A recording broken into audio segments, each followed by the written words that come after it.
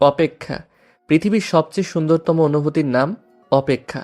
অপেক্ষার সময়গুলো আমাদের কাছে খুব দীর্ঘ মনে হয়, তবে খুব প্রিয় মানুষটার জন্য অপেক্ষা করার মধ্যে যেমন অস্থিরতা আছে, তেমন অদ্ভুত সুন্দর অনুভূতি আছে, ভালো লাগা আছে।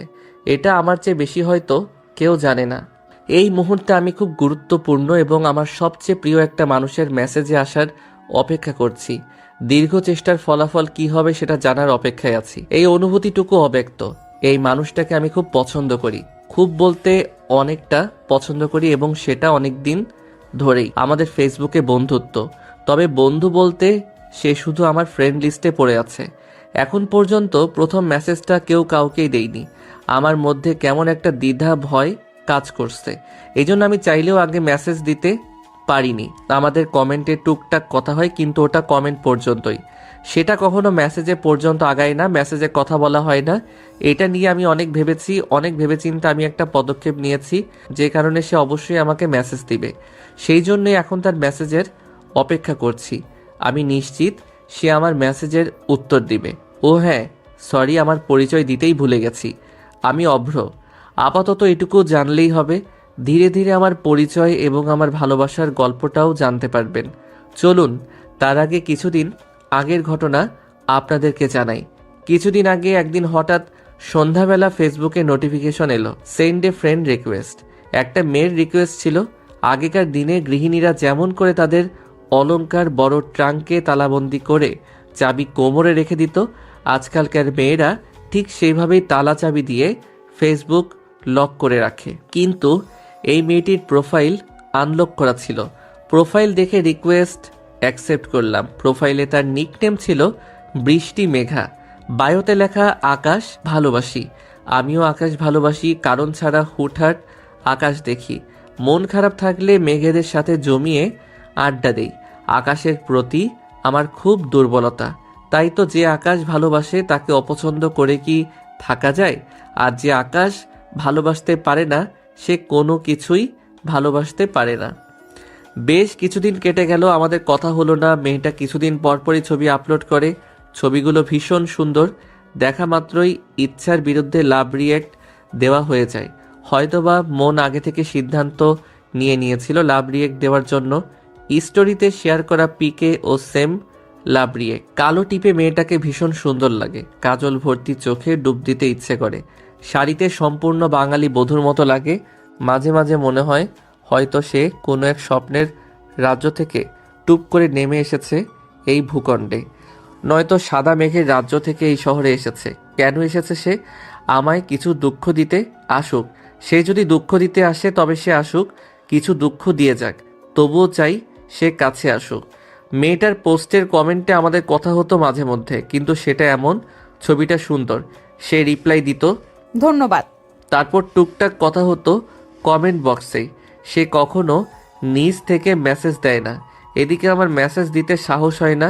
আমি কিন্তু এত ভীত না, কিন্তু কেন জানি মনে হচ্ছিল আকাশকে দূর থেকে দেখতে হয়, তাকে দূর থেকে ভালোবাসতে হয়, ছুতে চাইলে কষ্ট পেতে হয়। তাই হয়তো দুমুঠো স্বপ্নকে ছুতে খুব ভয় হয়। ভয় থেকে মেসেজ দেওয়া হয়ে ওঠে না। কিন্তু মেয়েটা কি একবার নিজ থেকে আমাকে মেসেজ দিতে পারে না? একবার শুধু ছোট একটা মেসেজ, হাই পর্যন্ত দিতে পারে না? মেয়েটা এমন কেন? নাকি এই ক্ষুদ্র আমিটা তার কাছে ধুলি করার মতো? এই ক্ষুদ্র আমিটা সমুদ্রের মধ্যে এক বিন্দু শিশিরের মতো, যার মূল্য সমুদ্রের কাছে কিছুই না। রাতে ঘুম হয় না। মেয়েটা আমার ভাবনার জগৎ সম্পূর্ণ দখল করে রাখে। জীবনে সব কিছু এলোমেলো করে সে তার মতো আছে। অনেক ভেবে হঠাৎ একটা বুদ্ধি এলো মাথায়। বুদ্ধিমতো কাজ করে ঘুমিয়ে গেলাম। এই তো তখন থেকে আমার অপেক্ষা শুরু। সকালে খুব ভোরে ঘুম থেকে উঠলাম, কোনো মেসেজ আসেনি। সকাল কেটে দুপুর হয়ে গেল। অপেক্ষার সময় আর শেষ হয় না। ঠিক বিকালে মেসেজ এলো। আপনি আমার 5টা পিকে হা হা রিয়েক্ট দিয়েছেন কেন? আমি কি দেখতে এত খারাপ, নাকি আমাকে দেখে হাসি পায় আপনার? আমি তো মেসেজ পেয়ে খুশিতে সবকিছু ভুলে লাফিয়ে উঠলাম। স্বপ্নের মানুষের মেসেজ এসেছে এই ভেবে রুমের মধ্যে দৌড়াদৌড়ি করতে লাগলাম। এ এক অদ্ভুত অনুভূতি। আমি লিখলাম, আপনার সাথে কথা বলার খুব ইচ্ছে। আপনাকে কখনো মেসেজ দিতে সাহস করে উঠতে পারি না, তাই অনেক ভেবে হাহা রিয়াক্ট দেওয়ার সিদ্ধান্ত নিয়েছি, যাতে আপনি রাগ করে হলেও আমাকে একটিবার মেসেজ দেন। মেয়েটা লিখলো, আমি কি ভাল্লুক নাকি ভয় পাবার মতো কোনো অদ্ভুত প্রাণী? জানেন, আপনাকে রিকোয়েস্ট দেওয়ার পর থেকে প্রতিদিন আমিও আপনার আইডি খুলে অপেক্ষা করেছি, ভেবেছি এই বুঝি মেসেজ দিলেন। আপনিও কখনো দেননি, আর এখন হাহার রিয়েক্ট। সরি, আসলে কথা শুরু করার জন্য এমনটা করেছি, রাগ করবেন না। এভাবেই আমাদের পরিচয়, প্রথম কথা বলা। হ্যাঁ, ফেসবুকে আমাদের পরিচয় হয়। আমরা একে অন্যের ছবি দেখেই পছন্দ করে ফেলি, কিন্তু তখন সেটা কৌতূহল ছিল, শুধুই একটা ভালো লাগা ছিল। ভালোবাসাটা প্রথম দেখায় শুরু হয়। এই প্রথম আমি আমার মেঘকে খুব কাছ থেকে দেখি। আপনারাই বলেন, ভালো না বেশি কি থাকা যায়? সকালে ঘুম থেকে উঠে তাড়াহুড়ো করে হাতের কাজগুলো শেষ করেছি। তাড়াহুড়ো করে চা বানাতে গিয়ে হাত কিছুটা পুড়ে গেছে, তবে সেদিকে কোনো খেয়াল নেই। গত 1 মাস ধরে যাকে খুব পছন্দ করি তার সাথে আজ প্রথম দেখা হবার কথা। গতকাল প্রথম মেসেজে কথা হয়েছে। 1টা মাস কোনো মেসেজ দিতে পারি দ্বিধায়, তবে বুদ্ধি করে হাহারি এক দেওয়া, এটা কাজে দিবে কিছুটা অনুমান করেছিলাম, কিন্তু সত্যি সত্যি কাজ করেছে। স্বপ্ন নীলা মেসেজ দিয়েছে। প্রথমে কিছুটা রাগ করেছিল, তবে রাগ বেশিক্ষণ থাকিনি। কথা বলার শেষে নিজে থেকে আজ দুপুরে দেখা করার কথা জানিয়েছে।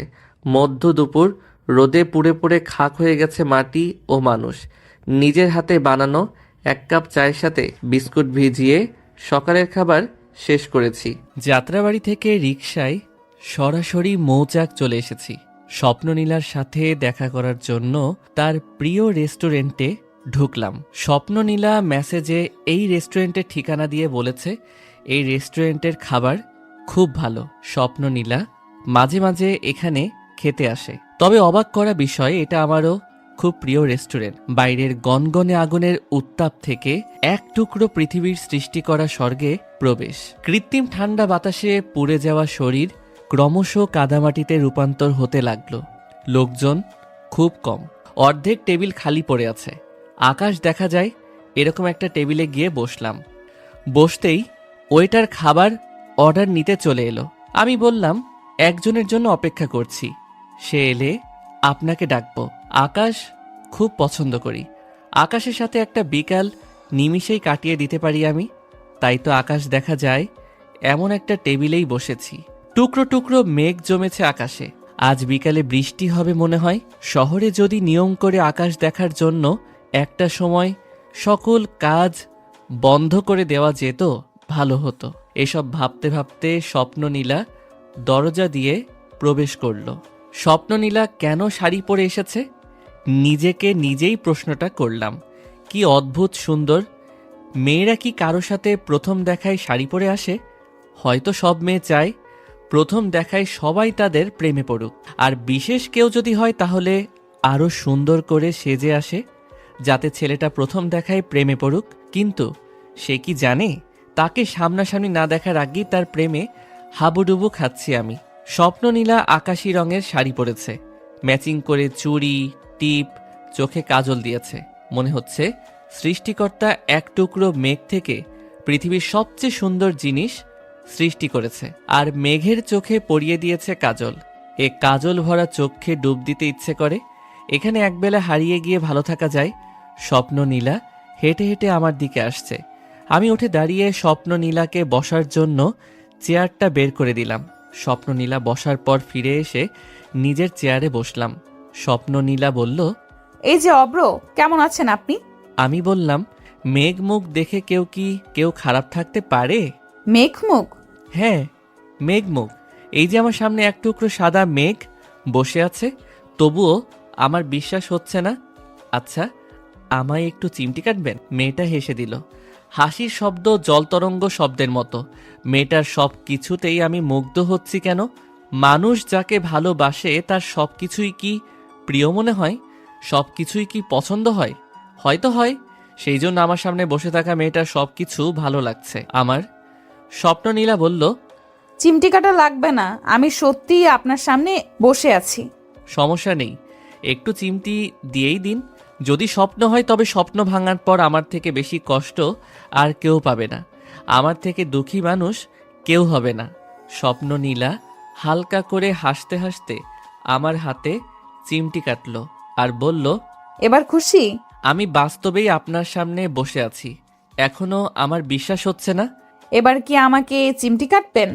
না না, তেমন কিছুই করব না। আচ্ছা, আপনাকে বৃষ্টি মেঘা বলে ডাকি? কিছুটা সময় চুপ থেকে আমি আবার বললাম, এই নামে তো কেউ ডাকে না আমায়।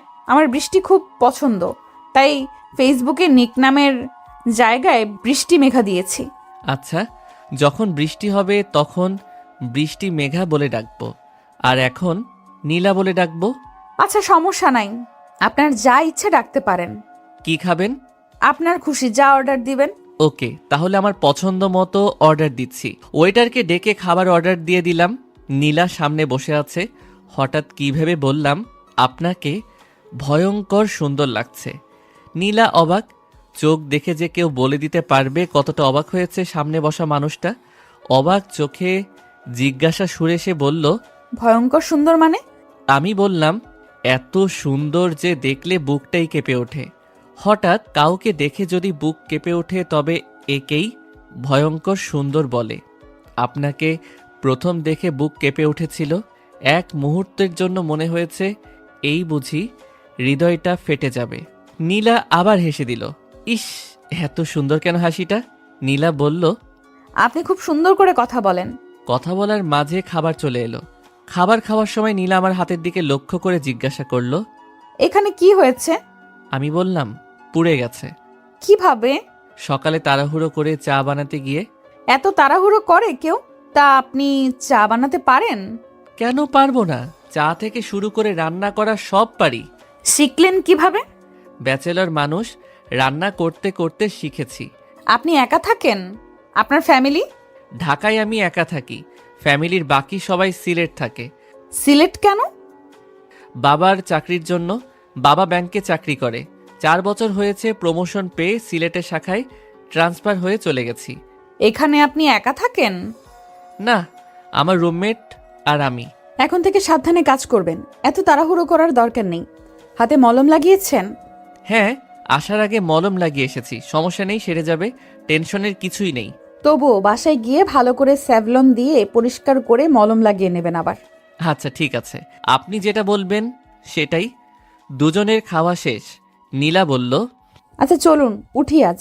চলুন আপনাকে পৌঁছে দেই। না না, আমি একা যেতে পারবো। আপনার কাজ থাকতে পারে, আপনি চলে যান। আমার জন্য উল্টো পথে আসার দরকার নেই, আমি একটা রিক্সা নিয়ে চলে যাব। তাহলে রিক্সা করে দেই। এই ভর দুপুরে রিক্সা পাওয়া মুশকিল। এই সময় রিক্সা চালক রাস্তার পাশে গাছের ছায়ায় রিক্সার মধ্যে জম্পেস্ট একটা ঘুম দেয়। দুইজনে বাইরে এসে কিছুক্ষণ দাঁড়িয়ে থাকার পর একটা রিক্সা এলো। এই যে মামা, যাবেন? কোথায় যাবেন? নীলার দিকে ঘুরে জিজ্ঞাসা করলাম, কোথায় থাকেন সেটা জানা হলো না। উত্তর বাড্ডা। মামা ওকে উত্তর বাড্ডা পৌঁছে দিবেন। নীলা রিক্সায় উঠে বসলো, বলল, চলি, আপনি সাবধানে যাবেন। আপনিও সাবধানে যাবেন। রিক্সা চলা শুরু করলো। কিছুটা দূরে চলে যাওয়ার পর আমি দৌড়ে রিক্সার কাছে এসে বললাম, আবার মেঘমুখ দেখার অসুখ হলে কি করব? নীলা কিছু বলল না, হেসে দিল। রিক্সা চলছে, আমি হাঁপিয়ে দাঁড়িয়ে পড়লাম।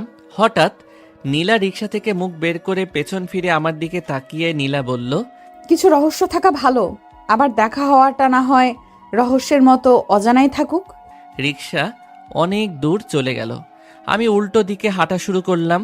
যাত্রাবাড়ি একটা বাসে উঠে জানালার সিটে এসে বসলাম।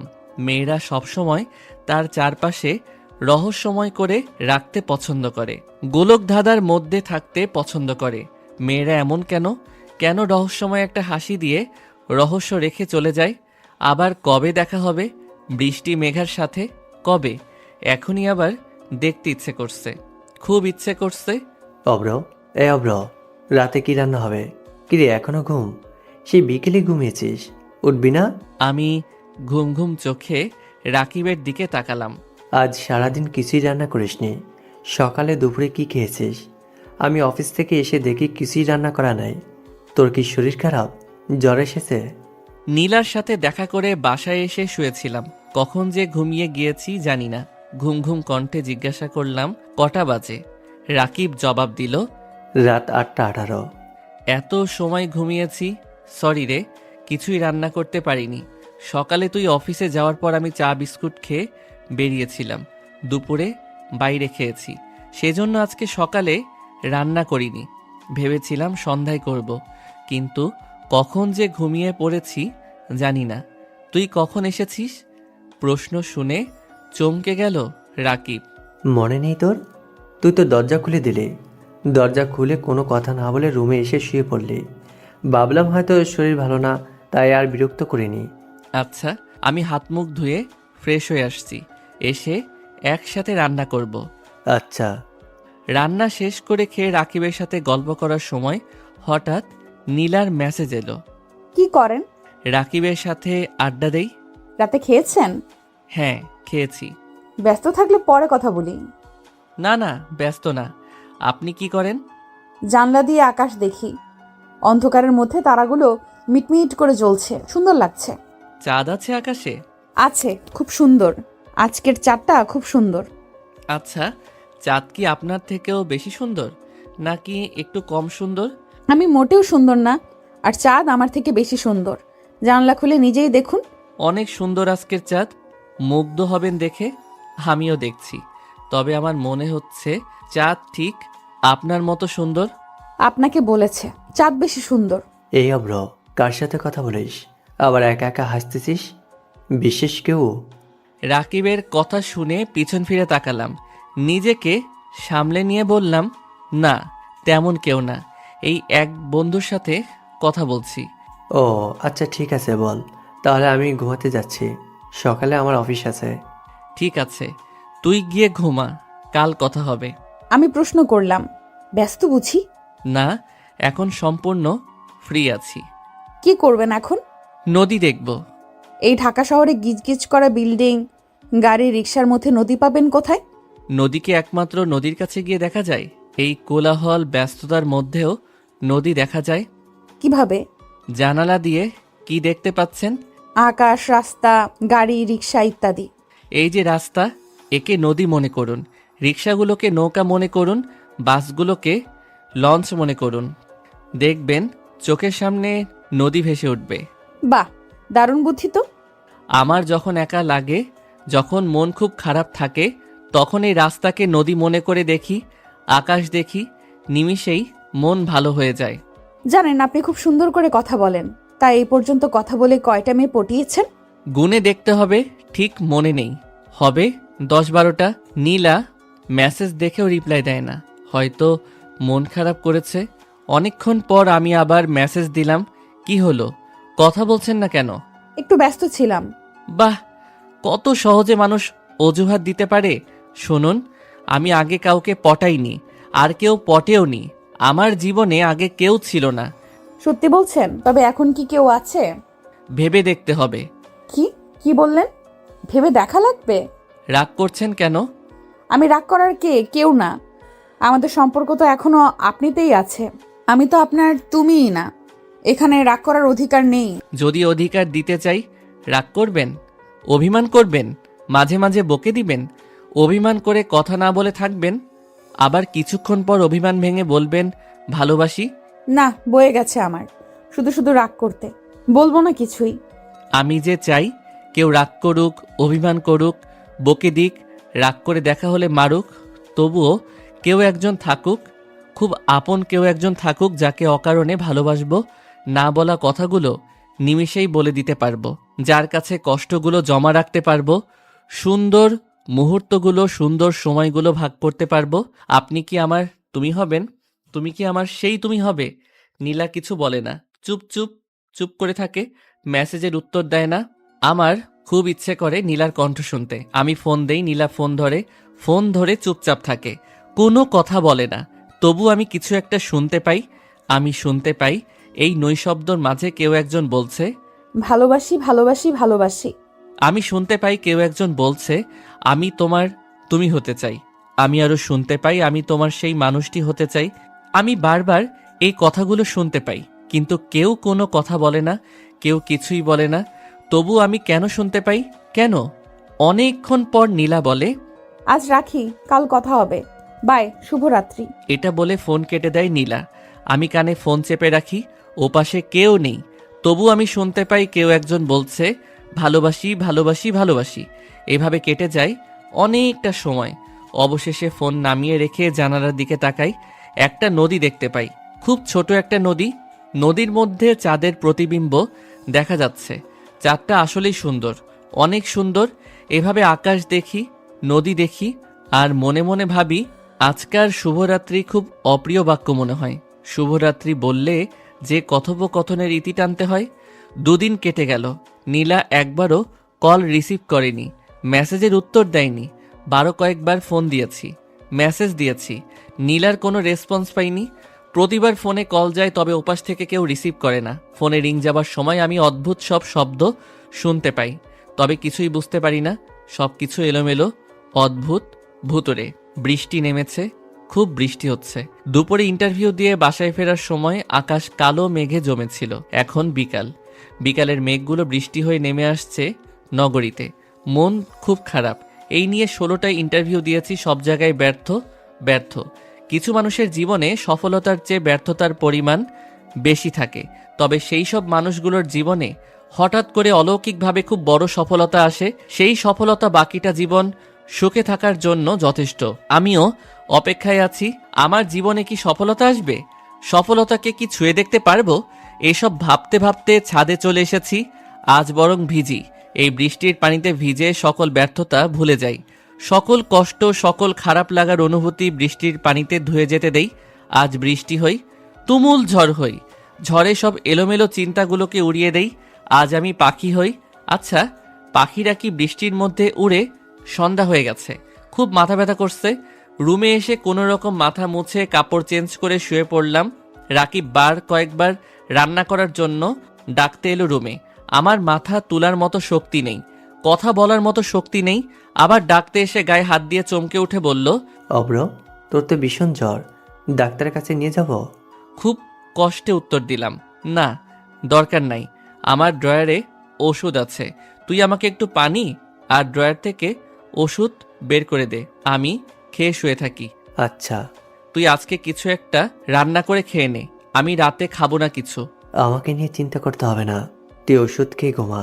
আমি কি থাকবো আজকে তোর রুমে যদি কিছু দরকার পড়ে? না, দরকার নেই, সমস্যা হবে না। ওষুধ খেয়েছি, সুস্থ হয়ে যাব সকালের মধ্যে। তাহলে আমি মাঝে মাঝে এসে দেখে যাব। আচ্ছা ঠিক আছে, মধ্যরাত হবে হয়তো। প্রচন্ড মাথা ব্যথা করছে, চোখ বন্ধ করে থাকতে পারছি না, আবার চোখ খোলা রাখতে পারছি না। মনে হচ্ছে কানের কাছে, খুব কাছে কেউ একজন চিল্লাচিল্লি করছে, আবার সাথে চলে যাচ্ছে। মনে হচ্ছে মাথাটা ব্যথায় ফেটে যাবে এক্ষুনি। কয়টা বাজে? কত রাত হয়েছে? সকাল হতে কি অনেক দেরি? এসব প্রশ্ন মাথার মধ্যে ঘুরপাক খাচ্ছে। ঘুম আসছে, আবার ঘুম আসছে না। মনে হচ্ছে একটা বন্ধ রুমে আটকে পড়েছি, কিছুতেই বের হতে পারছি না। নিঃশ্বাস বন্ধ হয়ে যাবে ভাব। আমি খাটের আশেপাশে হাত দিয়ে মোবাইল খুঁজতে লাগলাম। কটা বাজে জানতে না পারলে মাথা ব্যথা আরো দ্বিগুণ হবে। এদিক ওদিক হাত দিয়ে তালাশ করতে পেয়ে গেলাম ফোন। ফোনের লক বাটনে চাপ দিয়ে কিছুতেই লক খুলতে পারছি না। ফোন খুলছে না কেন? মাথা ভো ভো করে ঘুরছে, প্রচন্ড চাপ অনুভব করছি। হঠাৎ পিপাসা পেয়ে গেল। পানি খেতে হলে খাট থেকে নেমে টেবিলের কাছে যেতে হবে। খুব কষ্ট হচ্ছে নামতে, তবুও নামতে হবে। মনে হচ্ছে এখন পানি না খেলে আর কখনো পানি খেতে পারবো না। নেমে পানি খেয়ে আসার পথে হঠাৎ মাথা ঘুরে পড়ে গেলাম। ঘুম ভেঙে দেখি সাদা রঙের বিছানায় শুয়ে আছি, পাশে একটা জানালা, জানালায় সাদা পর্দা টাঙানো। অদ্ভুত, এখানে প্রায় সবকিছুই সাদা, তবে জানালা বন্ধ। জানালাটা খুলে দিতে ইচ্ছা করছে, তবে এখন বিছানা থেকে নামতে ইচ্ছা করছে না। মানুষ খুব অদ্ভুত, কখন কি ইচ্ছা করে সে নিজেও জানে না। উল্টো দিকে ঘুরে দেখে কিছুক্ষণ পর বুঝলাম আমি হাসপাতালের বেডে শুয়ে আছি। কিছুক্ষণ পর দরজা দিয়ে কেউ একজনের ঢোকার শব্দ পেয়ে তাকাতেই চমকে গেলাম। মা, তুমি এখানে? কখন এসেছো? মাকে এখানে দেখে আমি খুব অবাক হলাম, রীতিমতো চমকে গেলাম। দুপুরে এসেছি রাকিবের ফোন পেয়ে। কেমন আছিস এখন? ভালো আছি। বাসার সবাই কেমন আছে? আনিকা বাবা কেমন আছে? এখন কয়টা বাজে? এখন কি বিকাল? দেখতেই পাচ্ছি আমার ছেলেটা খুব ভালো আছে, এত ভালো আছে যে এখন হাসপাতালের বেডের পাশে বসে তার সাথে কথা বলতে হচ্ছে। তুই কাল রাতে অজ্ঞান হয়ে গিয়েছিলি, তোর বন্ধু ভোরে অ্যাম্বুলেন্স ডেকে হাসপাতালে ভর্তি করিয়ে আমাকে ফোন দিয়েছে। আমি ফোন পেয়ে সাথে সাথে চলে এসেছি। দুপুরে এসে পৌঁছেছি, এসে দেখি তুই ঘুমিয়ে আছিস। শুনলাম ডাক্তার তোকে কড়া ডোজের ঘুমের ইঞ্জেকশন দিয়েছে। আর বাসার সবাই ভালো আছে। আমি একা এসেছি, আনিকার পরীক্ষা ছিল তাই ও আসতে পারেনি। তোমার আসতে কোনো সমস্যা হয়নি তো? আর আমি কি একদিনের মতো ঘুমিয়েছি এই সামান্য জ্বরের কারণে? আমার আসতে কোনো সমস্যা হয়নি। তোর সামান্য জ্বর? তুই জানিস কি পরিমাণ জ্বর ছিল? এখন একটু কম। ডাক্তার বলেছে অতিরিক্ত বৃষ্টিতে ভেজার কারণে জ্বর এসেছে। সাথে দুশ্চিন্তা, টেনশন, ঠিকমতো খাবার না খাওয়া, রাত জাগা, সব কিছু মিলে তোর শরীর খুব দুর্বল হয়ে গিয়েছিল। এই কয়েকদিনে একদম কাবু হয়ে গেছিস। তা এত দুশ্চিন্তা টেনশন কিসের জন্য? চাকরি নাকি অন্য কিছু? তোর আব্বু কতবার বলেছে ব্যাংকে একটা চাকরির ব্যবস্থা করে দিবে। এবার বললে আমি আর তোর হয়ে না বলতে পারবো না। বাবার ভয়ে বাবাকে সরাসরি কিছু বলিস না, সব আমার বলতে হয় আর আমায় কথা শুনতে হয়। এই বলে দিলাম, আমি আর তোর জন্য কোনো কথা শুনতে পারবো না। মা, মা, ও মা। কি হলো? মা মা মা করছিস কেন?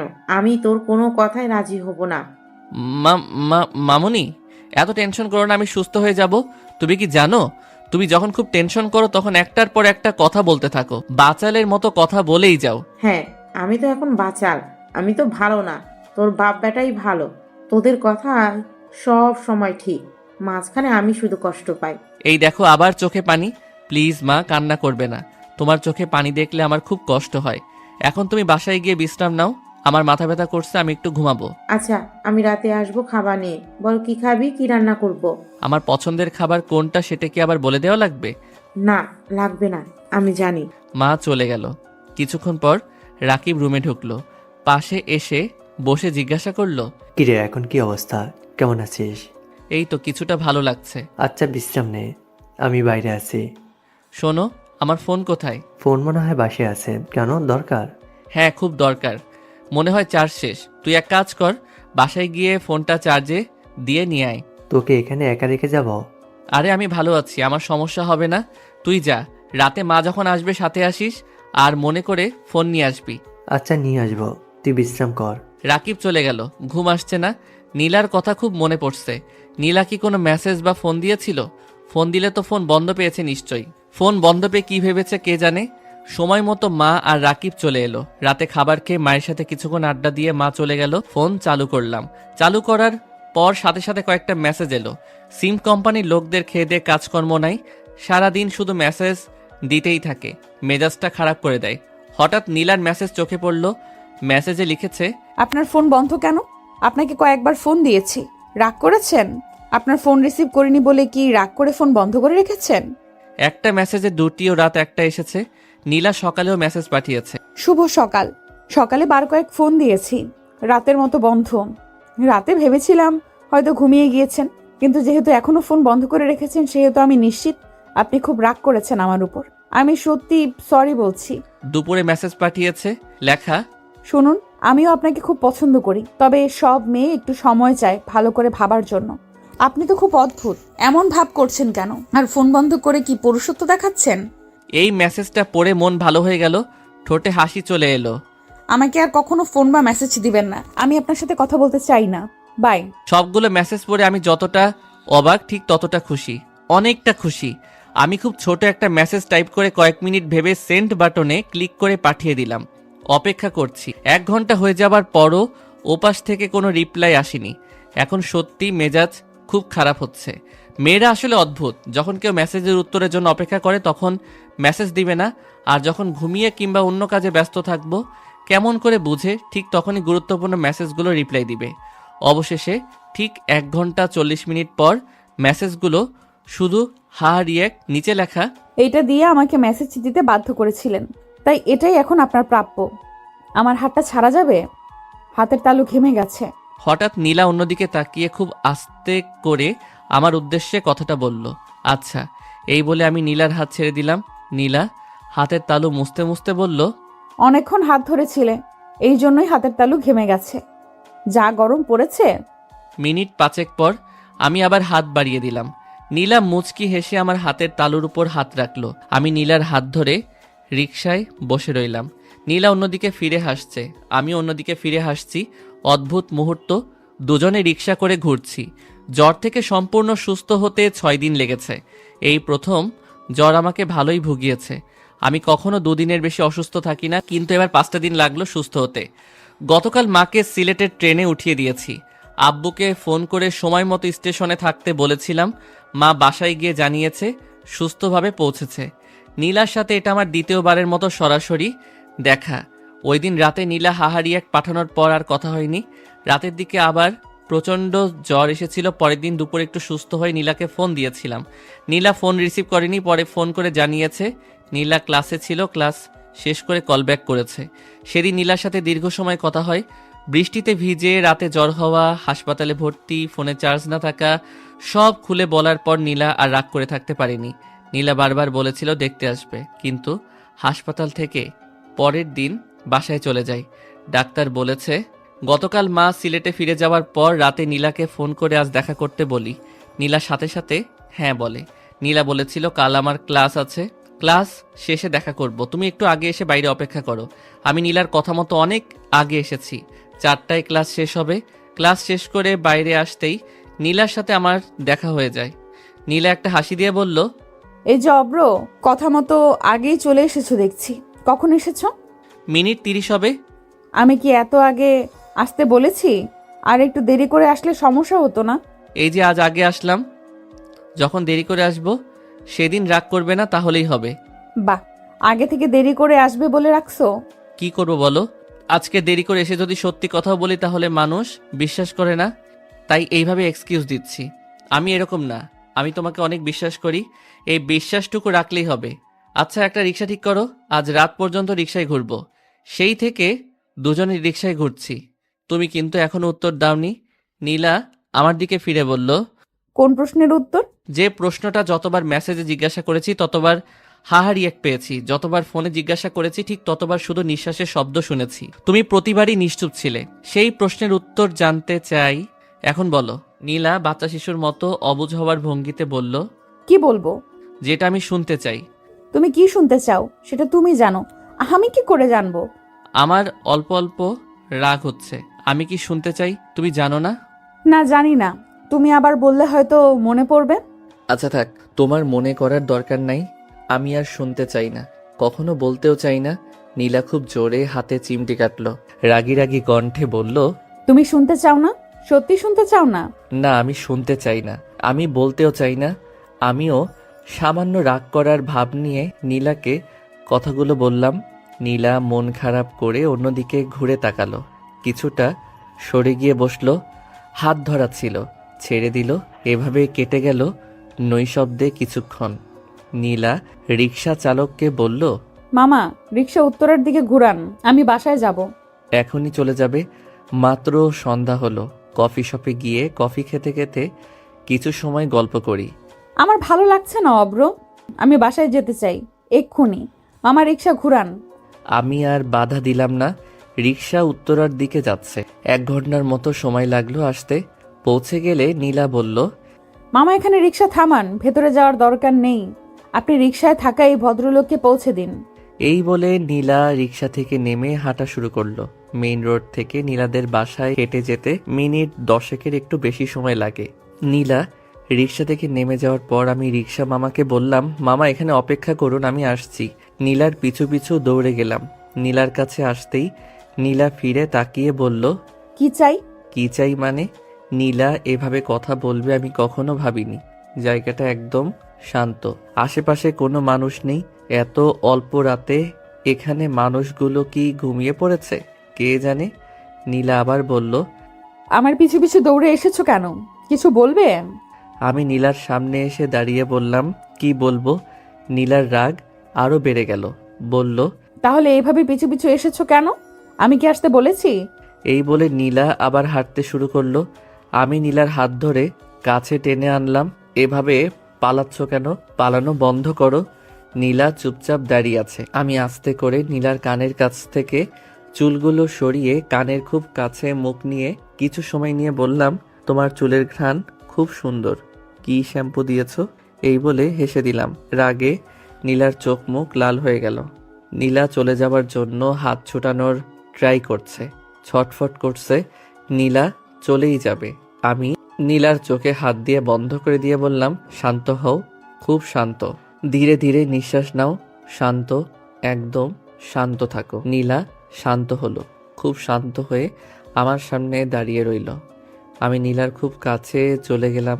কিছুটা সময় নিয়ে বললাম, আমি যতটা আকাশ পছন্দ করি, আমি যতটা সাদা মেঘ পছন্দ করি, তার চেয়েও বেশি তোমাকে পছন্দ করে ফেলেছি। তোমাকে অনেকটা ভালোবেসে ফেলেছি। ভালোবাসি, ভালোবাসি, ভালোবাসি। নীলা সাথে সাথে আমাকে জড়িয়ে ধরল। আমি ভাবিনি নীলা এটা করবে এই রাস্তার মধ্যে। আমি অনেকটা অবাক, খুশি। আমিও নীলাকে জড়িয়ে ধরলাম। হঠাৎ নীলাকে কিছুটা দূরে সরিয়ে দিলাম। নীলা অবাক চোখে বলল, কি হলো? দূর থেকে হেঁটে আসা লোকটাকে দেখিয়ে বললাম, আমরা গলিতে আছি। তুমি এখানে আমাকে জড়িয়ে ধরবে ভাবিনি। নীলা অনেকটা লজ্জা পেল কথাটা শুনে। নীলা কিছুই বলল না। লোকটা পাশ দিয়ে চলে যাবার পর বলল, আমি এখন বাসায় যাব, তুমি চলে যাও। এই বলে নীলা হাঁটা শুরু করলো। আমি একটু জোর গলায় বললাম, যেটা শুনতে চাই সেটা বলবে না?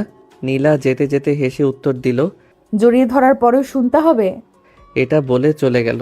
কোনো কিছু বলার সুযোগ দিল না। আমি কিছুক্ষণ দাঁড়িয়ে থেকে বাসার দিকে রওনা হলাম। দুপুর থেকে আকাশে ঘন কালো মেঘ, বৃষ্টি নামবে খুব জোরে। এই বৃষ্টি কয়েক ঘন্টা ধরে হবে। বৃষ্টিতে ভেজার জন্য এরকম বৃষ্টি পারফেক্ট। যে বৃষ্টি নেমে অল্প কিছু সময় পর থেমে যায়, সেই বৃষ্টিতে ভিজে মজা নেই। বৃষ্টি নামতে নামতে বিকালে বৃষ্টি শুরু হয়ে রাত পর্যন্ত একাধারে বৃষ্টি হবে। নীলাকে সকাল থেকে ফোন দিচ্ছি, তবে সে ফোন রিসিভ করছে না। নীলা ফোন রিসিভ করার সাথে সাথে বললাম, এই যে বৃষ্টি মেঘা, ভুলে গেছো? বলেছিলাম যেদিন আকাশে মেঘ থাকবে বৃষ্টি হবে, সেদিন তোমায় বৃষ্টি মেঘা বলে ডাকবো। কি করো? চা আইসক্রিম বানালাম। চা আইসক্রিম? এটা আবার কি? তোমার মুখে মাঝে মাঝে অদ্ভুত সব আইটেমের নাম শুনেই অবাক হয়ে যাই। খাবে? খুব মজা হবে হয়তো। কিছুক্ষণ হলো ফ্রিজে রেখেছি, বরফ হলে খাওয়া যাবে। খাবে? তোমার অদ্ভুত সব রান্না আমি কি কখনো খেয়েছি? আচ্ছা শুনি, কিভাবে চা আইসক্রিম বানালে? খুব সহজ। প্রথমে একটা চুলায় পানি আর অন্যটায় দুধ করে নিয়েছি। পানি গরম হয়ে গেলে পর্যাপ্ত পরিমাণে চিনি, অল্প কিছু এলাচ, দু একটা লবঙ্গ দিয়েছি। 5 মিনিট পর চা পাতা দিয়ে সাথে সাথে নামিয়ে ফেলেছি। চাটা ভালো করে ছেঁকে চায়ের মধ্যে দুধ, বাদাম, কিশমিশ দিয়ে কিছুক্ষণ ঘুটেছি। সব কিছু মিক্স হলে আইসক্রিমের কাপে ঢেলে তার উপর কিছুটা চকলেটের গুঁড়ো দিয়ে ফ্রিজে রেখেছি। বাহ, দারুণ। তুমি চাইলে একটা বই বের করতে পারো। বইয়ের নাম হবে অদ্ভুত সব রেসিপি। অনেক সেল হবে বইটা। তুমিও না, শুধু আজে বাজে কথা। সারাদিন কি চা আইসক্রিমের পিছনে লেগেছিলে? ফোন দিলাম, ধরলে না। আচ্ছা শোনো, যে কারণে ফোন দিয়েছি। হ্যাঁ বলো। মেঘ হয়েছে আকাশে, বৃষ্টি হবে, খুব বৃষ্টি। কয়েক ঘন্টা ধরে এই বৃষ্টি হবে। চলো বৃষ্টির মধ্যে শহরের রাস্তা দিয়ে হাঁটি। কিছু বৃষ্টির ফোঁটায় আমাদের দুজনের স্মৃতি জমা রাখি। জানো, পানিরও স্মৃতি আছে। এই সুন্দর স্মৃতিটুকু আমি, তুমি আর বৃষ্টি মনে রাখি। ভিজবে আমার সাথে? ফোনের ওপাশ থেকে নীলা কিছুই বলল না। হয়তো ভাবছে আমাকে অপেক্ষার কষ্টটুকু দিয়ে অবশেষে বলল, তোমার বাসা থেকে আমাদের বাসায় আসতে অনেক সময় লাগবে, যা জ্যাম। আমি বললাম, তুমি কি ভিজবে আমার সাথে? ভিজতাম, তবে তুমি এখন এখানে আসবে কি করে? আমি কিভাবে আসি সেটা ব্যাপার না। তুমি কি ভিজবে আমার সাথে, হ্যাঁ কি না? হ্যাঁ ভিজবো। তাহলে শাড়ি পরে নিচে নামো। তুমি কি আমার বাসার নিচে? না, তোমার বাসার নিচে না, তবে মেইন রাস্তায়, গলির মাথায়। সেই 2 ঘন্টা ধরে দাঁড়িয়ে আছি। আর দাঁড়িয়ে রেখো না প্লিজ। কি বললে? জানো, আমি ভাবিনি এখন তুমি আমার বাসার কাছে থাকবে। আমি সত্যি অবাক। তুমি এমন কেন? আমাকে 15 মিনিট সময় দাও, আমি আসছি। 15 মিনিট না, তোমাকে 20 মিনিট দিলাম, তবে শাড়ি পরে আসবে। প্রথম দেখা হবার দিন আকাশি রঙের যে শাড়িটা পরেছিলে সেটা পরে আসবে। আচ্ছা ঠিক আছে, আমি আসছি। আচ্ছা শোনো, একটা চাদর নিয়ে আসবে। আচ্ছা একটু কষ্ট করে অপেক্ষা করো। নীলা অপেক্ষা করতে বলে ফোন কেটে দিল। নীলার সাথে রিলেশনে প্রায় 7 মাস কেটে গেছে। যতদিন যাচ্ছে তত ভালোবাসা বাড়ছে। আমি সত্যিই অবাক। আমি কখনো ভাবিনি একটা মানুষকে এত ভালোবাসা চাই। আমি একটা মানুষকে এত ভালোবাসতে পারবো। মানুষ যেটা ভাবে না, যা চিন্তা করে না, মানুষের জীবনে সেটাই ঘটে বেশিরভাগ সময়। মাঝে নীলার সাথে কয়েকবার ঝগড়া হয়েছে। নীলার অনার্স শেষ। নীলার বাসা থেকে বিয়ের জন্য বারবার বিরক্ত করছে। নীলা বারবার বলেছে আমাদের কথা বাবা মাকে বলতে। আমি মাকে সব বলেছি, মা রাজি, তবে বাবাকে ভয়ে বলতে পারিনি। কখনো পারবো কিনা জানি না। এটা নিয়ে সবচেয়ে বেশি ভয় আছি, টেনশনে আছি। এখনো বেকার হয়ে ঘুরে বেড়াচ্ছি। চাকরি নিয়েও টেনশনে আছি। আর কত ইন্টারভিউ দিব কে জানে। শেষমেশ বাবার কথায় এবার রাজি হতে হবে। চাকরিতে জয়েন না করা পর্যন্ত নীলাও বাসায় আমার কথা বলতে পারছে না। তাই মনে মনে ঠিক করেছি বাবার কথায় এবার রাজি হয়ে ব্যাংকেই জয়েন করব। বাবা এই মাসে ট্রান্সফার নিয়ে ঢাকায় চলে এসেছে। অলৌকিকভাবে উত্তরার ব্রাঞ্চে জয়েন করেছে ব্রাঞ্চের হেড হিসেবে। আজকে উত্তরার বাসা খোঁজার জন্য এসেছিলাম। এসে দেখি আকাশে মেঘ করেছে। হঠাৎ নীলার সাথে ভিজতে ইচ্ছা হলো। বাসা খোঁজা আর হলো না, এটা নিয়ে ভাবনা নাই। আমি আর বন্ধু যে বাসায় ছিলাম, বাবা মা আর বোন সেই বাসায় উঠেছে। ফ্যামিলি বাসা, তাই কারো কোনো সমস্যা হচ্ছে না। রাকিবের সাথে সামনের মাসে এক কলিগ উঠবে। এই মাস আমরা এই বাসায় একসাথে আছি, তাই তাড়াহুড়ো নেই। অন্যদিন বাসা খোঁজা যাবে, কিন্তু অন্যদিন বৃষ্টিতে ভেজা যাবে না। নীলাকে এখনো বলিনি যে সামনের মাসে আমরা উত্তরায় চলে আসছি। নীলাকে সারপ্রাইজ দিব ভেবে রেখেছি। দূর থেকে নীলা হেঁটে আসছে। আমি যতবার এই মেঘের মতো মেঘমুখ দেখি, ততবার নতুন করে প্রেমে পড়ি। মানুষটার মধ্যে এত মায়া, এই মায়া সারা জীবনেও কাটিয়ে ওঠা সম্ভব নয়। আমি চাই এই মায়া থাকুক, সারা জীবন থাকুক। এই মায়ার মধ্যে বাঁচতে চাই। আকাশি রঙের শাড়িটাই পরে এসেছে।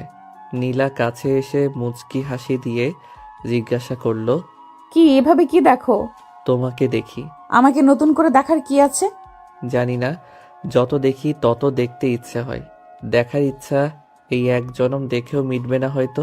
আমিও চাই না মিটুক। হয়েছে হয়েছে, এবার চলো। কোথায় যাব?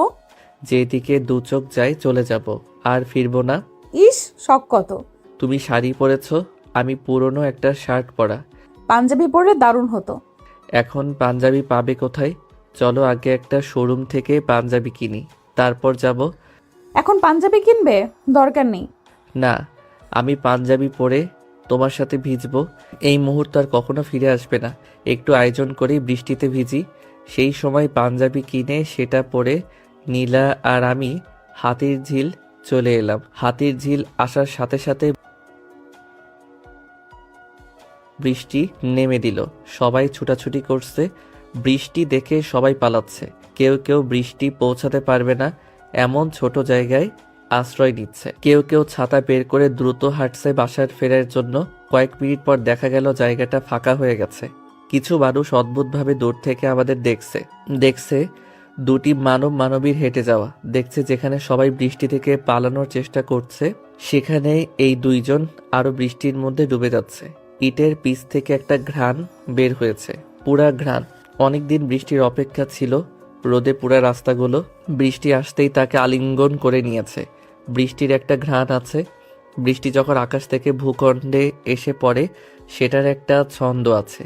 বৃষ্টির প্রতিটি ফোঁটা ছন্দ মতো নেমে আসে। সৃষ্টিকর্তার এক রহস্য সৃষ্টি এই বৃষ্টি। নীলা আর আমি বেশ কিছুক্ষণ সময় বৃষ্টির মধ্যে হাঁটলাম। হঠাৎ নীলা বলল, চলো কোথাও বসি। আমি নীলাকে ব্রিজ দেখিয়ে বললাম, চলো ওই ব্রিজের উপর পা ঝুলিয়ে দিয়ে বসি, অন্যরকম লাগবে। নীলা ভাবিনি এরকম কিছু বলবো, তবে কিছুটা ইতস্ততা করে শেষমেশ বলল, আজকে তুমি যা বলবে তাই হবে। নীলার সাথে ব্রিজে বসে বৃষ্টিতে ভিজছি। নীলা অন্যদিকে ফিরেছিল। আমি নীলার হাতটা ধরলাম। সাথে সাথে নীলা আমার দিকে ফিরে বলল, এভাবে হাত ধরে আছো কেন? অকারণে হাত ধরতে পারি না। নীলা শুধু হাসলো, কিছু বলল না। আমি নীলার দিকে এক দৃষ্টিতে তাকিয়ে আছি। ভেজা চুল, মুখে জমা বিন্দু বিন্দু বৃষ্টির পানি। নতুন বৃষ্টির ফোঁটা এসে পুরনো বৃষ্টির ফোঁটাগুলোকে গাল বেয়ে নামিয়ে দিচ্ছে। জগতের এটাই কি নিয়ম? নতুন কিছু এসে পুরনো জিনিসগুলোকে বিদায় করে দেওয়া। মেঘমুখটা আজ বৃষ্টির পানিতে ভিজে আরো সুন্দর হয়ে উঠেছে। হঠাৎ নীলার ঠোঁটে জমা বৃষ্টির ফোঁটা দেখে বৃষ্টির উপর হিংসা হলো। নীলা জিজ্ঞাসা করলো, কি দেখো? আমাকে না দেখে বৃষ্টি দেখো, বৃষ্টি আরো সুন্দর। হঠাৎ করে বললাম, আমি তোমার ঠোঁট ছাড়া কিছুই দেখছি না, অন্য কিছুই দেখতে পাচ্ছি না। সত্যি চোখের সামনে শুধু তোমার ঠোঁট। নীলা খুব লজ্জা পেল। মেয়েরা লজ্জা পেলে মেয়েদের কান এবং চোখের নিচে লাল হয়ে যায়। ভালো করে লক্ষ্য করলে বোঝা যায় কতটা লজ্জা পেয়েছে। আমি আবার বললাম, কিস করতে পারি? নীলা একটু রেগে অনেকটা লজ্জা মাখা কণ্ঠে বলল, জিজ্ঞাসা করার কি আছে? কেউ কি দেখছে? দুটি মানবী বৃষ্টির মধ্যে ডুবে আছে, একজন আরেকজনের ভেতরে। কেউ দেখলে দেখুক, কেউ কিছু ভাবলে ভাবুক, কিছু লোক ভাববে, কিছু বলবে, তারা যা বলবে তা বলুক। এখন রাত 10টা। আমি ওয়াশরুম থেকে বের হয়ে নীলার মেসেজ দেখে চমকে গেলাম। যতটা চমকেছি তার থেকে বেশি ভয় পেয়েছি। নীলার সাথে 4 দিন কোনো যোগাযোগ নেই। ঝগড়া হওয়ার পর এই প্রথম মেসেজ দিয়েছে। আমি কম হলেও 100 বার ফোন দিয়েছি এই 4 দিনে, 50টার মতো মেসেজ দিয়েছি। না, নীলা একটা মেসেজেরও উত্তর দেয়নি, একটাবার ফোন রিসিভ করেনি, ফোন ব্যাক করেনি। 4 দিন পর মেসেজ দিল, কিন্তু মেসেজে লেখা, অব্র শোনো, তুমি যদি 30 মিনিটের মধ্যে আমার বাসায় না আসো তাহলে আমি ছাদ থেকে লাফ দিব। আমার মৃত্যুর জন্য তুমি দায়ী থাকবে। আমি মেসেজটা কয়েকবার পড়লাম। নীলা কি দুষ্টুমি করে মেসেজটা দিয়েছে নাকি মজা করার জন্য? জানার জন্য সাথে সাথে নীলাকে ফোন দিলাম। নীলার ফোন বন্ধ। আবার ফোন দিলাম, বন্ধ। কয়েকবার ট্রাই করলাম, প্রতিবার বন্ধ। আমি মেসেজ আসার টাইম লক্ষ্য করলাম, 5 মিনিট আগে এসেছে, তার মানে হাতে সময় আছে 25 মিনিট। এখন আমি কি করব? অতীত 4 দিন আগে বিকালে নীলা ফোন দিয়ে বলল, তোমার সাথে জরুরি কথা আছে, ফোনে বলা যাবে না। আমি বললাম, বলো, আমি শুনছি। দেখা করো, আমাদের পছন্দের জায়গায় আসছি, তুমি যত দ্রুত পারো চলে এসো। আমি এখন অফিসে, সন্ধ্যার পর দেখা করি। নীলা রেগে বলল, না, এক্ষুনি দেখা করতে হবে, তুমি এক্ষুনি আসবে। নীলার মেজাজ হয়তো খুব খারাপ, এখন কথা বাড়ালে শুধু শুধু ঝগড়া হবে। তাই আমি বললাম, আচ্ছা আমি আসছি, তুমি অপেক্ষা করো। নীলা আচ্ছা বলে ফোন রেখে দিল। নীলা আগে কখনো এভাবে দেখা করার কথা বলেনি। কি হয়েছে?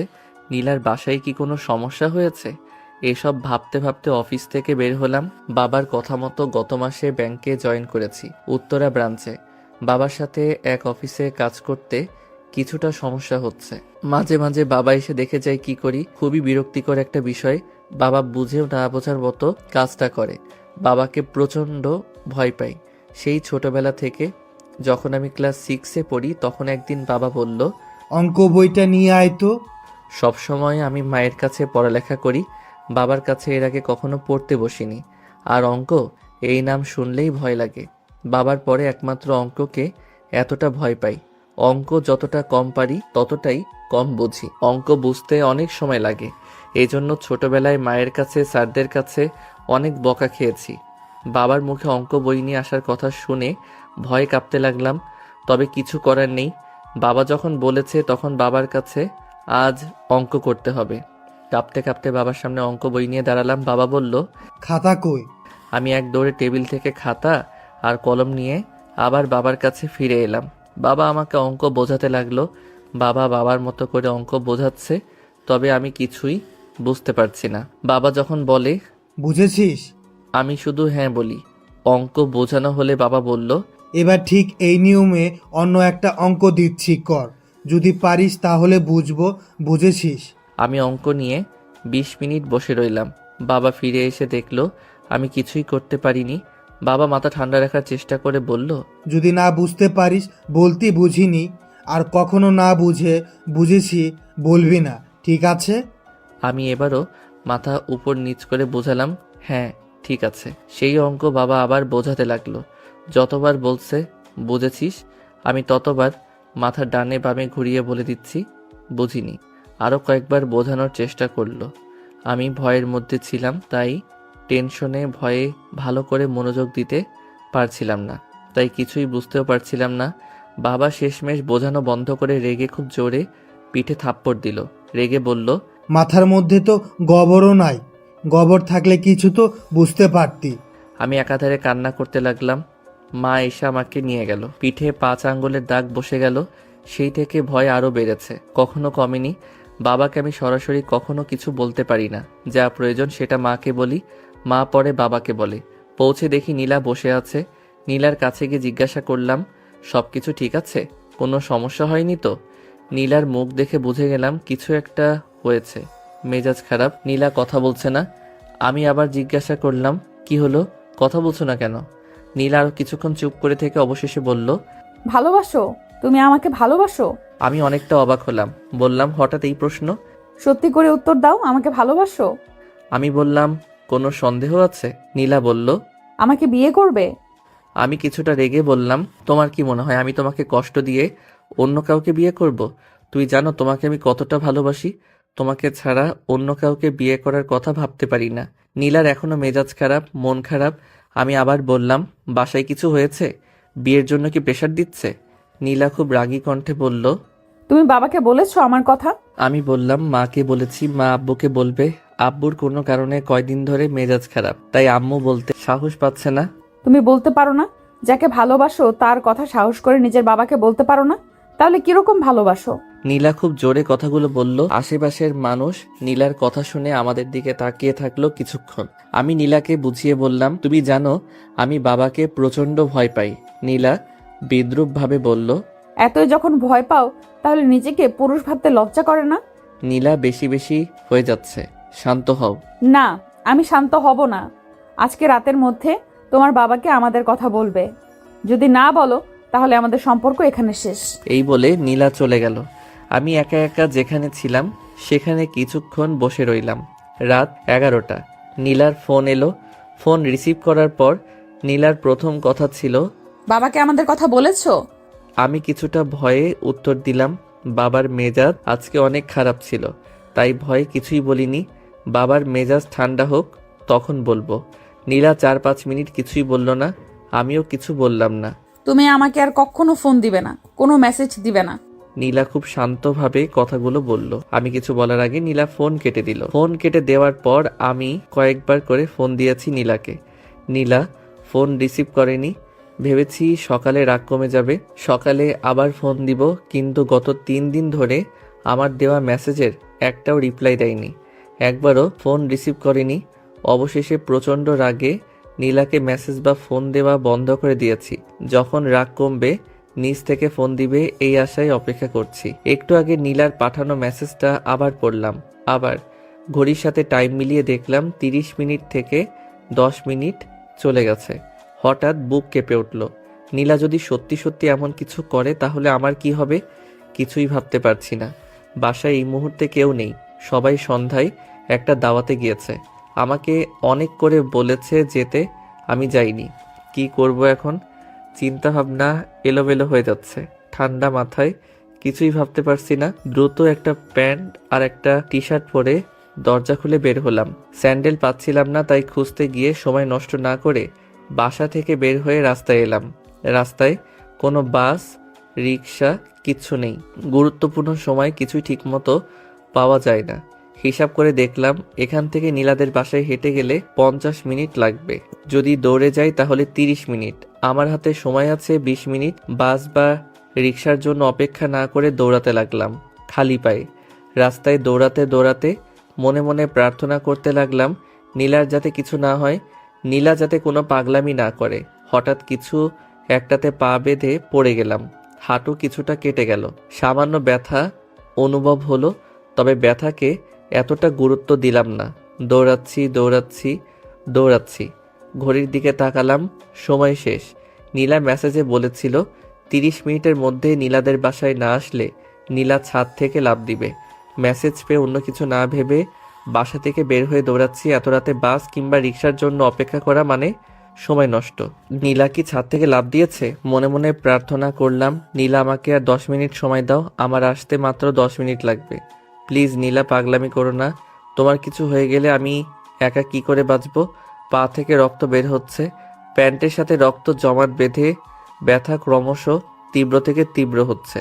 হাঁপিয়ে গিয়েছি, দৌড়ানোর শক্তি নেই, তবুও কিছু করার নেই। নীলাকে বিপদ থেকে রক্ষা করতে আমাকে এইটুকু কষ্ট করতে হবে। নীলাদের বাসার নিচে পৌঁছে সাথে সাথে সিঁড়ি বেয়ে ছাদে চলে এলাম। 10 তলা বেয়ে উঠতে উঠতে মনে হয়েছে পায়ের হাড্ডি ভেঙে যাচ্ছে। ছাদে উঠে এদিক ওদিক নীলাকে খুঁজতে লাগলাম। ছাদের এই মাথা থেকে ও মাথা, কোথাও নীলা নেই। আমি ছাদ থেকে নিচে তাকাতে তাকাতে পুরো জায়গাটা ভালো করে দেখলাম, কোথাও নীলা নেই। মাথা সম্পূর্ণ এলোমেলো হয়ে গেল। বুক আষ্টে পৃষ্ঠে, গলা শুকিয়ে অবশেষে চোখ দিয়ে কয়েক ফোঁটা পানি গড়িয়ে পড়ল নিচে। আমি ছাদে বসে রইলাম। আমি ব্যর্থ, জীবনের সবচেয়ে গুরুত্বপূর্ণ কাজে ব্যর্থ। আমি কিছু ভাবতে পারছি না। চোখ দিয়ে অনবরত বুলেট বৃষ্টি হচ্ছে। কি হবে এখন, কি হবে? আমি এই কষ্ট একটা জনম বুকে চেপে কি করে বাঁচব? হঠাৎ ছাদের গেট দিয়ে কারো প্রবেশ করার শব্দ পেলাম। কেউ একজন ছাদে আসছে। আমি কোথায় যাব, কি করব, পর মুহূর্তেই নীলাকে ছাদে দেখে দৌড়ে গিয়ে ঝাপটে ধরলাম। জড়িয়ে ধরার সাথে খুশিতে কান্না পেয়ে গেল। কান্না চেপে রাখতে না পেরে কেঁদে দিলাম। নীলাকে জড়িয়ে ধরে কাঁদলাম। কতক্ষণ কেঁদেছি জানি না, তবে এই মুহূর্তে পৃথিবীর সবচেয়ে খুশি মানুষ কেউ হলে সেটা আমি। এই আমি, শুধুই আমি। তবে আমি কি জানতাম না পর মুহূর্তেই নীলাকে দেখে সবচেয়ে অখুশি মানুষটা আমি হব। নীলা কিছুক্ষণ পর রেগে বলল, প্লিজ অব্র, এবার শান্ত হও। এইভাবে ছাদের মধ্যে আমাকে জড়িয়ে ধরে থেকো না। বাসায় অনেক লোকজন, হঠাৎ কেউ ছাদে চলে আসলে বিরাট সমস্যা হয়ে যাবে। আমার বুক থেকে নীলাকে মুক্ত করে একটু দূরে সরে গেলাম। নীলাকে ভালো করে দেখে আমার মাথায় আকাশ ভেঙে পড়ল। পায়ের তলা থেকে মাটি সরে গেল। আমি যেন তলিয়ে যাচ্ছি মাটির গহ্বরে। নীলাকে প্রশ্ন করলাম, তুমি এই পোশাকে? নীলা উত্তর দিল, আজকে আমার বিয়ে। আমি কথা বলার ভাষা হারিয়ে ফেলেছি। আমার স্বপ্নে গড়া দুনিয়া ধীরে ধীরে ধসে পড়ছে, ভেঙে যাচ্ছে। বাকরুদ্ধ হয়ে দাঁড়িয়ে রইলাম। নীলার বিয়ে আজকে? নীলা বলল। প্লিজ কোনো পাগলামি করবে না, প্লিজ। নিস্তব্ধতায় কেটে গেল অনেকটা সময়। আমি নীলাকে কিছুই বললাম না। হাঁটুর ব্যথার তীব্রতায় দাঁড়িয়ে থাকতে না পেরে বসে পড়লাম। কোনো রকম উঠে দাঁড়িয়ে খুঁড়াতে খুঁড়াতে হাঁটা শুরু করলাম। নীলা সেখানে ছিল, সেখানে দাঁড়িয়ে রইল। ছাদ থেকে নামার মুহূর্তে নীলা দৌড়ে এসে পিছন থেকে জড়িয়ে ধরল, খুব জোরে। আমি ফিরে তাকালাম না। আমি চাইনি নীলাকে আমার চোখের জল দেখাতে। নীলা আরো শক্ত করে জড়িয়ে ধরল। রেগে বললাম, কি করছো? কেউ দেখে ফেলবে, তোমার বিয়ে ভেঙে যাবে। নীলা উত্তর দিল না, জড়িয়ে ধরে থাকলো। নীলা কি কান্না করছে? অবশেষে ঘুরে তাকালাম। আমার মেঘ মুখ ভর্তি বৃষ্টি। নীলার চোখ থেকে পানি মুছে দিলাম। নীলা আবার আমাকে জড়িয়ে ধরে বলল, ভালোবাসি ভালোবাসি ভালোবাসি। আমি হতবাক। নীলা পাগলামি করছে কেন? যা হবার হয়ে গেছে, এখন কি কিছু করার সুযোগ আছে? নীলা বলল, তোমার পায়ে কি হয়েছে? খুঁড়িয়ে খুঁড়িয়ে হাঁটছো, দেখি কি হয়েছে। নীলা হাঁটু গেড়ে বসে পা দেখে চমকে গেল। বলল, এ তো খানিকটা কেটেছে। কিভাবে? আর তুমি খালি পায়ে কেন? পায়ের কি অবস্থা? রক্ত বের হচ্ছে। নীলার কাছে অনেকগুলো প্রশ্ন, তবে এখন এই মুহূর্তে এই প্রশ্নগুলো অর্থহীন। তাই বললাম, বাদ দাও, যা হবার হয়ে গেছে, এখন এসব অর্থহীন। নীলা রেগে গিয়ে বলল, কোনো কিছুই অর্থহীন না, বলো কি হয়েছে। আমি বললাম, প্রশ্নগুলোর উত্তর শুনতে গেলে তোমার বিয়ের সময় পার হয়ে যাবে। আর আমি বলতে চাই না, তুমি চলে যাও, বাসায় যাও, তোমার জন্য সবাই অপেক্ষা করছে। আমি যাওয়ার জন্য ঘুরে যেতেই নীলা আবার আমাকে জড়িয়ে ধরল, খুব শক্ত করে। আমার খুব কাছে এসে কানে কানে আস্তে ধীরে বলল, আজ আমার বিয়ে, তুমি চলে গেলে বিয়ে হবে কার সাথে? নীলার বলা কথাগুলোর অর্থ আমি কিছুই বুঝতে পারছি না। ঘন্টাখানেক আগে মেসেজ দিয়ে বলেছে 30 মিনিটের মধ্যে আমাদের ছাদে না আসলে আমি ছাদ থেকে লাফ দিব। আমি 30 মিনিটের মতো দৌড়ে নীলাদের ছাদে এসে কাউকে দেখিনি। কিছুক্ষণ পর নীলা বিয়ের পোশাকে ছাদে এসে বলল, আজকে তার বিয়ে, আবার আমি চলে যাব। এই মুহূর্তে বলল, তুমি চলে গেলে বিয়ে হবে কার সাথে? নিজেকে পাগল পাগল লাগছে। নীলা একসময় এক এক রকম কথা কেন বলছে? নীলার উপর এই প্রথম এতটা রাগ হচ্ছে। রেগে নীলাকে জিজ্ঞাসা করলাম, কি হচ্ছে এসব? আমাকে একটু ক্লিয়ার করে বলবে? আমি তোমার কথা কিছুই বুঝছি না। সত্যি নিজেকে এখন পাগল পাগল লাগছে, অসহায় লাগছে। নীলার মুখে সেই চেনা পরিচিত হাসি দেখে এখন খুব ভালো লাগছে। এই মানুষটা অদ্ভুত, মেঘমুখের হাসিটা অদ্ভুত। নীলাকে বিয়ের শাড়িতে দারুণ লাগছে, বাকরুদ্ধ সুন্দর, সাথে ভয়ঙ্কর সুন্দর। নীলা হাসি দিয়ে বলল, আজকে তোমার সাথেই আমার বিয়ে, তুমি চলে গেলে বিয়ে হবে কিভাবে? আমি অবাক। খুশি হয়ে বললাম, আমার সাথে? নীলা বলতে লাগলো, তোমার সাথে ওই দিন রাতে ঝগড়া করে ফোন কেটে দেওয়ার পর কষ্টে আমি সারা রাত ঘুমাতে পারিনি। অনেক কান্না করেছি। তোমার প্রতিটি মেসেজের উত্তর দিতে ইচ্ছে হয়েছে। তোমার ফোন কল আগে ইচ্ছে করে ধরিনি, তবে না ধরতে পেরে তোমার থেকে আমার বেশি কষ্ট হয়েছে। ভোর রাতে সিদ্ধান্ত নিয়েছি, তুমি যখন বাসায় থাকবে না তখন তোমার বাসায় গিয়ে বাবা মার সাথে আমি নিজে কথা বলবো। পরের দুদিন অনেক ভেবেছি কি করব। ভেবেছি বাসায় যাবার পর কিভাবে কি বলবো। তোমার মা সবটা জানতো, তাই তোমার মাকে নিয়ে কোনো ভয় ছিল না। ভয় ছিল বাবাকে নিয়ে, বাবা কিভাবে রিয়্যাক্ট করে এটা নিয়ে অনেক ভয়ে ছিলাম। তবু আমাকে কাজটা করতে হবে। তোমাকে ছাড়া আমি অন্য কাউকে মরে গেলেও বিয়ে করতে পারবো না, অন্য কাউকে ভালোবাসতে পারবো না। তৃতীয় দিন বিকেলে তোমার বাসায় যাই। তুমি তখন বাসায় ছিলে না। আমি জানতাম তুমি এই মুহূর্তে বাসায় থাকবে না, আর আমি চেয়েছিলাম তোমাকে সারপ্রাইজ দিব, তাই আগে থেকে কিছু জানাইনি। বাসায় গিয়ে মার সাথে প্রথম দেখা। মাকে সবটা খুলে বলি। আনিকা বাসায় ছিল, আনিকাকে সবটা বলি। বাবাকে ফোন দিয়ে মা বাসায় আসতে বলে। তোমার বাবা বাসায় আসার পর প্রথমে ভয়ে ছিলাম, তা তোমার বাবা বলল আমি সবটা বলি, আমাদের রিলেশনের কথা, তুমি ভয়ে বাবাকে আমাদের কথা বলতে না পারার কথা। তোমার বাবা খুবই ভালো মানুষ, তুমি শুধু শুধু ভয় পাও। বাবা সবটা শুনে কোনো দ্বিধা করেনি, সাথে সাথে রাজি হয়ে গেছে। সেদিনই তোমাকে সবটা জানাতে চেয়েছিলাম, সেদিন তোমাকে সারপ্রাইজ দিতে চেয়েছিলাম। তবে আনিকা সবার সামনে বলল ভাইয়াকে বড় একটা সারপ্রাইজ দিব। তারপর এই যে মেসেজ দেওয়া, 30 মিনিটের মধ্যে বাসায় আসা, আজকে আমার বিয়ে, এটা বলা তোমাকে, সবকিছু আনিকার প্ল্যান ছিল। তোমার বাবা মা গতকাল ফোনে আমার বাবা মার সাথে কথা বলেছে। আমার বাবা মাও দ্বিপদ করেনি, সবাই রাজি। তাই আজ পারিবারিকভাবে বিয়েটা হবে, পরে অনুষ্ঠান করা হবে। হঠাৎ আনিকা ছাদে আমাদের ডাকতে আসলো, বলল, ভাইয়া আর কত সময় থাকবে ছাদে?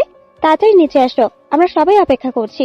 আমি আনিকাকে বললাম, তোর খবর আছে, আজকে বিয়েটা হোক, তারপর দেখছি তোকে। ইস, আমি সবকিছু ম্যানেজ করলাম, উল্টো খুশি হয়ে আমাকে উপহার গিফট দিবে।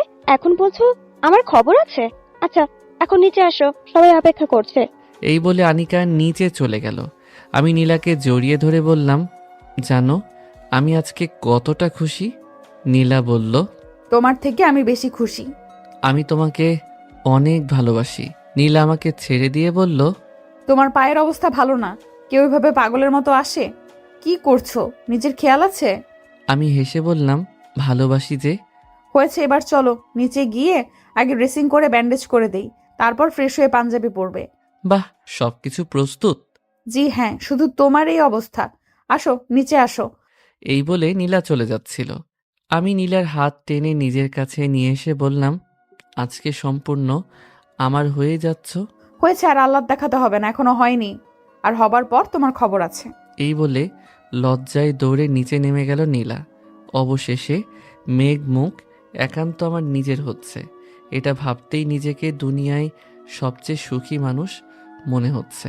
ভালোবাসার মানুষটাকে নিজের করে পাওয়ার মতো আনন্দ অন্য কিছুতে কি আছে? সমাপ্ত। নিয়মিত গল্প পেতে আমাদের সাথে থাকুন, বেশি করে কমেন্ট এবং লাইক করুন।